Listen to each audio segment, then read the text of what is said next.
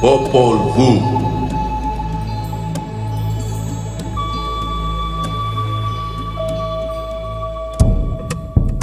Ta chusho shecha kut tashkibi. And just as we find in the Bible, the word was spoken by the Creator and it manifested, it was done. And this is confirmed in a later part of the scripture here that we find. It says, Shakitsi. And many people get stuck on that third person plural possessive without finishing the phrase. Shakitsi. Shkohewi. Uwinakidik. So by his word alone, by the word alone, and he speaks of himself dynamically by his characteristics and powers of creation through that third person plural possessive ki. Sha kitsi shkohewi. And when we see the word kohe, it indicates the location or existence of a single entity, as does the u in the winakidik at the end. U winakidik. As the possessive ergative prefix u is also third person singular, it reinforces our understanding of this divine act of unity by the Creator in creating humanity. As we understand from further inspection of the Popol Vuh that the purpose of mankind is that he is to worship the Most High.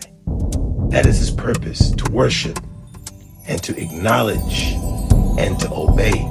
Because we understand that there is no worship without obedience. He gives the command, Ijawo kohikila she uchashik. So he gives them the imperative command, speak to us.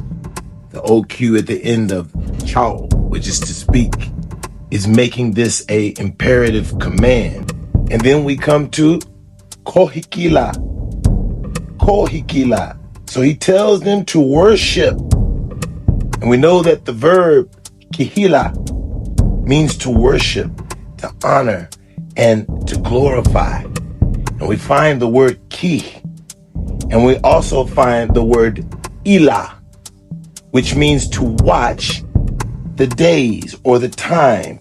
So we understand that worship here is also encompassing keeping the sacred times that have been appointed by the Most High, as these sacred times indicate our covenant between humanity and the heavens, the Most High himself. And this is part of a greater, intricate spiritual understanding. And we find it recorded in the Hebrew Bible, the Moedim, the sacred times of the Creator. And they indicate our participation, our active participation in the covenant. They grant us good fortune. And also, they grant us access to the divine and affinity with the Creator.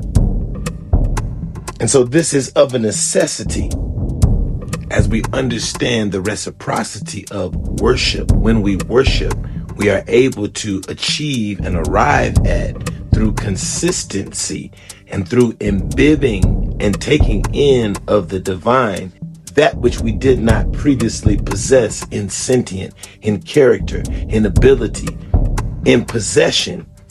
So it is literally through the farming of our souls that we come to the greatest condition of ourselves and the greatest realization of ourselves in the mighty and all-encompassing plan and divine will of the heart of sky, the Creator of the heavens and the earth.